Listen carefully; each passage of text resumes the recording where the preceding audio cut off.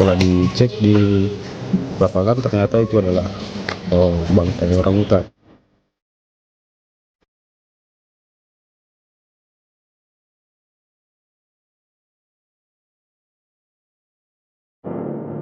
Masih ada beberapa izin PHAT melalui siku mereka yang mengambil kayu, padahal itu adalah di ekosistem Batang Toru.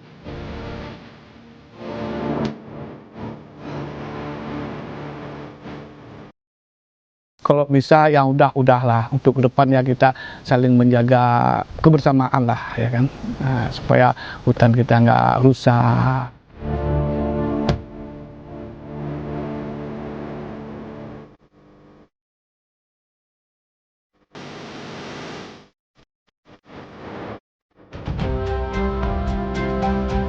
Bencana di Sumatera tak hanya merenggut ribuan nyawa manusia, tapi juga menghapus jejak kehidupan satwa liar sebagai penjaga ekosistem hutan.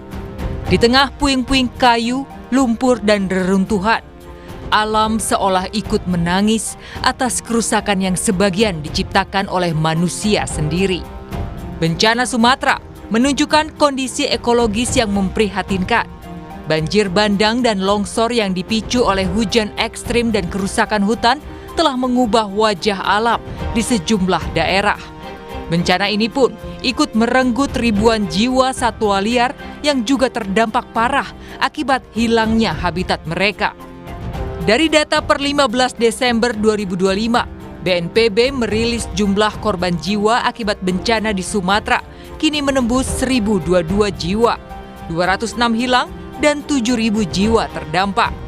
Hanya saja, di balik angka itu, tak ada angka yang ditampilkan untuk menghitung jumlah satwa yang hilang, terluka, bahkan mati. Padahal ini adalah duka yang lain yang juga harus diketahui. Seekor gajah Sumatera ditemukan mati, terjepit di antara tumpukan kayu gelondongan yang terseret banjir bandang. Tak hanya itu, di habitat yang kian sempit, orangutan tapanuli, salah satu primata langka dunia, juga ditemukan tak bernyawa, tertimbun lumpur dan kayu. Tim SAR dari Federasi Arung Jeram Tapanuli Selatan menemukan jasad primata orangutan di tumpukan kayu dan lumpur di pinggiran Sungai Aik Garoga, sekitar 3 km dari Desa Pulau Pakat, Tapanuli Tengah. Setelah dicek di lapangan ternyata itu adalah bangkai orangutan. Pertamanya kelihatan dari tangannya. Setelah dibalikkan ternyata di punggungnya masih ada bulu warna orange. Terus jari-jari ada kuku atau? Jari-jarinya juga masih lengkap, kayak jari-jari primata kan. Jadi dinyatakan itu orangutan. Kawasan yang ikut terdampak dalam bencana di Sumatera, salah satunya memang merupakan jalur jelajah satwa liar. Ini Pongo tapanuliensis nama ininya. Itu adalah binatang paling langka yang sangat dilindungin gitu loh Mas. Kita Dan harus itu jaga hanya bersama ada di ekosistem Batang Toru.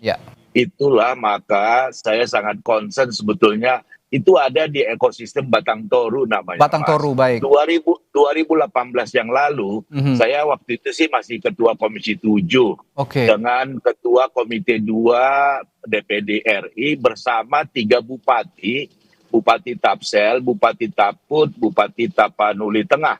Karena koridor ekosistem Batang Toru itu ada di 3 daerah ini untuk kesepakatan bersama menjaga ekosistem Batang Toru gitu loh. Maka begitu saya bupati di Februari yang lalu, saya sebetulnya sudah melihat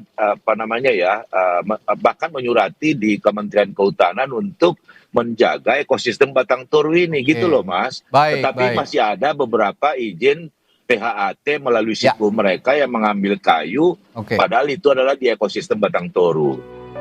Ironisnya, di saat manusia jadi penyebab rusaknya alam, justru satwa yang ikut menanggung akibatnya. Padahal dalam kondisi bencana, gajah-gajah Sumatera ikut dikerahkan untuk membantu pemulihan pasca bencana. 4 gajah Sumatera dari Pusat Pelatihan Sare dilibatkan dalam penanganan pasca bencana di Desa Menasahbi, Kabupaten Pidijaya, Aceh.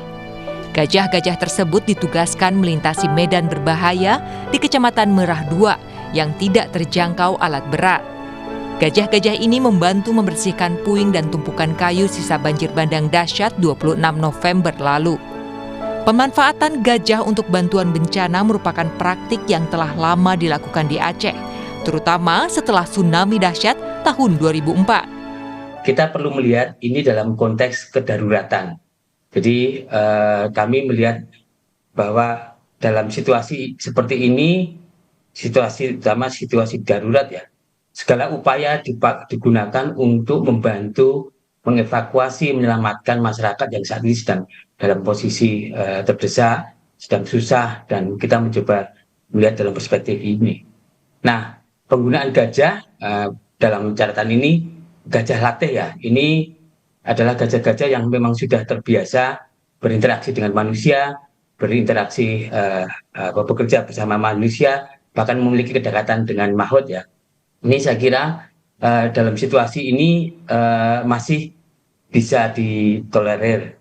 Sepanjang menurut catatan kami yang paling penting adalah jangan sampai kejadian serupa seperti K9 Reno ini terjadi lagi, di mana satwa terjadi kelelahan, capean karena kurang perhatian terhadap pengamatan terhadap kondisinya.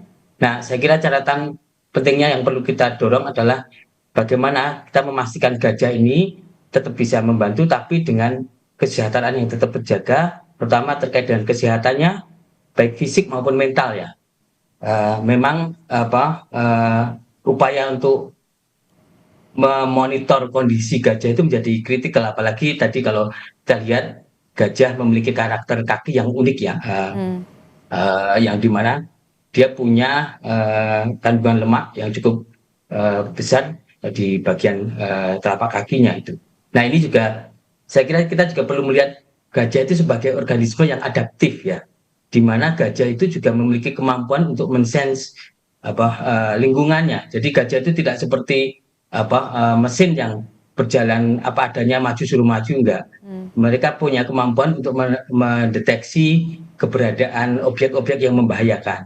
Nah, tapi ini harus dipastikan bahwa kesehatan mereka terutama terkait dengan tadi keberadaan objek-objek yang menyebabkan kakinya luka, ini perlu menjadi perhatian khusus untuk selalu dicek oleh ya misalnya makhluknya atau mungkin tenaga kesehatan hewannya.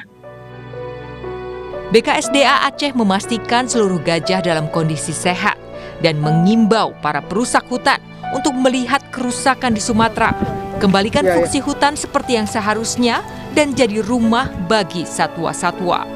Harapan saya yang kalau bisa yang udahlah untuk kedepannya kita saling menjaga kebersamaan lah ya kan, supaya hutan kita nggak rusak, satwa juga ya termasuk kita sendirilah ya kan, itu harapan saya.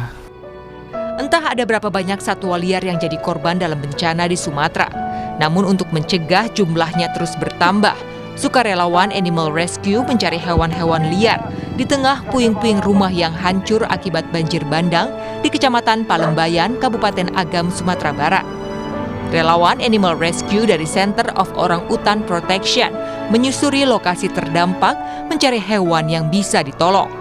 Banyak hewan ditemukan dalam kondisi kelaparan, dehidrasi, dan mengalami luka akibat benturan dengan puing-puing. Selain dari kasus trauma, banyak juga yang malnutrisi atau yang kelaparan. Jadi karena kan udah nggak dikasih makan, jadi di situ kami ada kasih bantuan feeding lah, street feeding namanya. Rumah bagi satwa liar kian menyusut. Selama 34 tahun penyusutan hutan mengakibatkan risiko munculnya bencana banjir semakin tinggi. Data ini dibuat oleh analis tim jurnalisme Data Harian Kompas lewat metode tumpang susut, peta peruntukan lahan tahun 2024 dengan titik lokasi banjir, di mana dari data yang ada ditemukan fakta bila titik-titik banjir Sumatera berada tepat di lokasi peruntukan hutan yang kini beralih fungsi menjadi perkebunan sawit. Sejak tahun 1990 sampai tahun 2024, penggundulan hutan di Aceh, Sumatera Utara, dan Sumatera Barat marak terjadi. Tim jurnalisme Data Harian Kompas mengungkapkan, luasan penebangan hutan di 3 provinsi rata-rata 36.305 hektar per tahun atau berkisar 99,46 hektar per hari. Menjaga alam bukan pilihan, melainkan satu-satunya cara agar tragedi serupa tak berulang. Tim Liputan, Kompas TV. Saudara, berdasarkan pantauan dari Tim Balai Konservasi Sumber Daya Alam BKSDA Aceh, sebanyak 8 kawasan konservasi di Aceh tidak terdampak banjir maupun tanah longsor. Namun beberapa wilayah koridor satwa liar seperti gajah Sumatera di Pidi Jaya, Bener Meriah, dan Aceh Tengah terdampak banjir karena dekat dengan daerah aliran sungai atau das yang meluap. Namun BKSDA Aceh memastikan saat bencana terjadi kelompok gajah liar tidak sedang melintas di wilayah koridor itu sehingga tidak ada gajah Sumatera yang jadi korban. Kecuali 1 ekor gajah yang ditemukan mati di Pidi Jaya karena diduga sedang berjelajah sendiri di hutan.